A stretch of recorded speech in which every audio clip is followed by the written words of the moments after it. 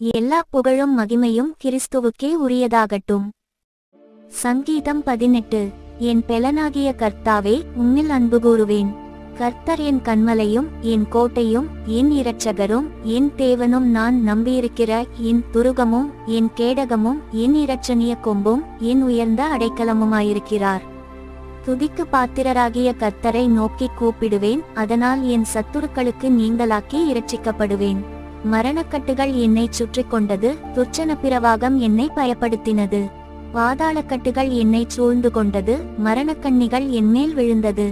எனக்கு உண்டான நெருக்கத்திலே கர்த்தரை நோக்கி கூப்பிட்டு என் தேவனை நோக்கி அபயமிட்டேன். தமது ஆலயத்திலிருந்து என் சத்தத்தை கேட்டார். என் கூப்பிடுதல் அவர் சந்நிதியில் போய் அவர் செவிகளில் ஏறிற்று. அப்பொழுது பூமி அசைந்து அதிர்ந்தது. அவர் கோபங்கொண்டபடியால் பர்வதங்களின் அஸ்திபாரங்கள் குலுங்கி அசைந்தது.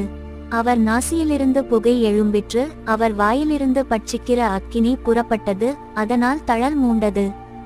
வானங்களை தாழ்த்தி இறங்கினார். அவர் பாதங்களின் கீழ் காரிருள் இருந்தது. கேருபீன் மேல் ஏறி வேகமாய்ச் சென்றார். காற்றின் செட்டைகளை கொண்டு பறந்தார். முழு வீடியோவையும் பார்க்க கீழே உள்ள பிளே பட்டன் கிளிக் செய்யவும்.